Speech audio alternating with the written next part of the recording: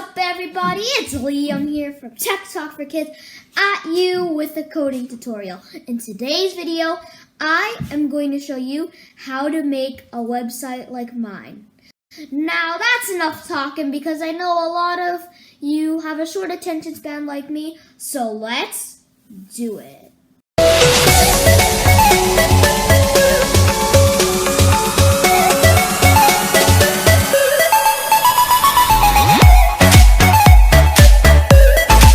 For this video, you guys are going to need a coding editor. And if I'm going to suggest one, I'd say you use Visual Studio Code.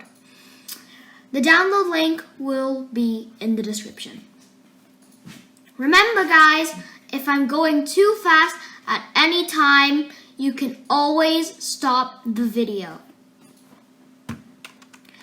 After you have downloaded Visual Studio, create a new folder. And I'm going to call this Website 1. After you've created your folder, go to Visual Studio Code, click Open Folder, then navigate to where your folder that you just made is. In my case, it's right here. Now that I have opened Website 1, I need to create a new file. So I'll go ahead and do that.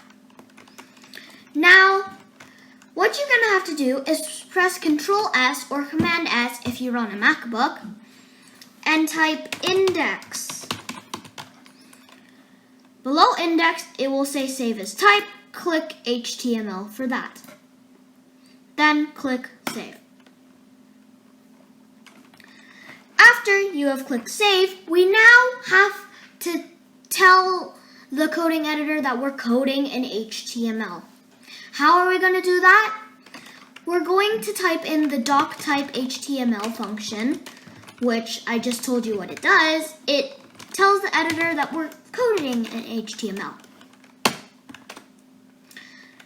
Don't forget that you always have to put an exclamation mark in front of the doctype HTML or else it will not work. Now, the second tag that is very, very crucial is the HTML tag. The HTML tag is where all the other tags go inside to form the content.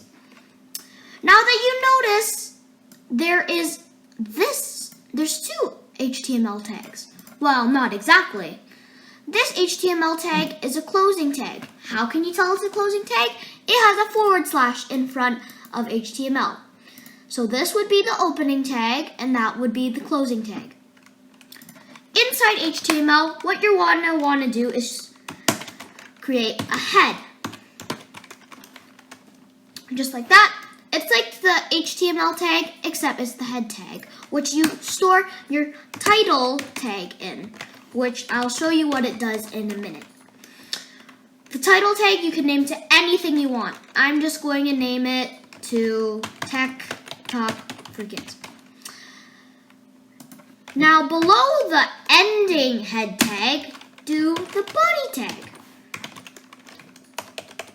Now, the body tag is the second most crucial tag you need because the body tag is where you actually start coding inside it.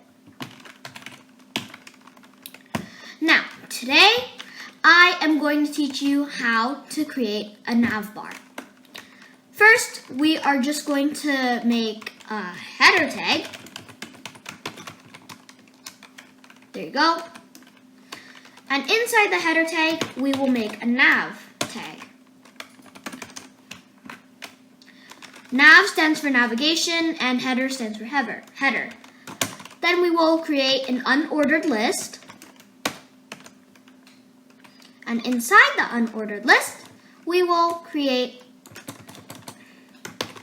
a list. List points, basically. So in these list points, you can type in anything you want, but just go ahref, which is a hyperlink, is equal to pound, okay? Just put a sharp here, okay? We don't want to type in anything else. And then that will automatically generate the closing tag for the hyperlink. And right outside of the href, you have to write what the link is going to show. So in our case, this one is going to be home. If you're going to set it to home, it has to be sharp, or else you don't want your home to be redirecting to Google. And then you're going to have to make another list order with same drill, ahref equals to pound. Now this is also pound because we didn't exactly create all the other pages yet, but as we move through, there will be different URLs for them. We'll name this as about.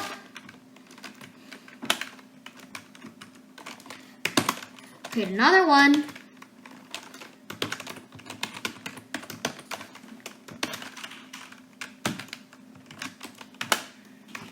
Name it services. Actually, name it blog.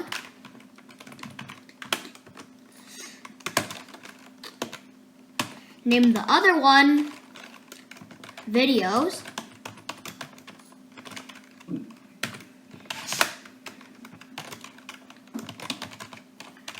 And the last one, contact.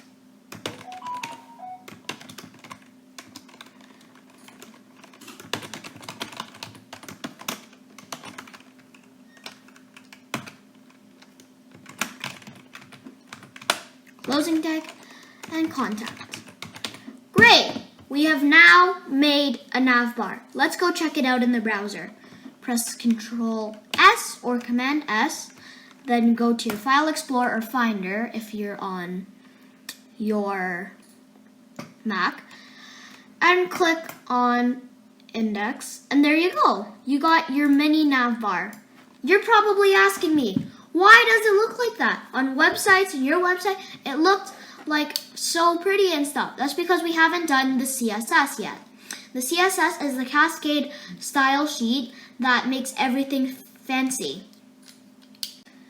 Congratulations, you have made your nav bar. See you in the next video. Bye.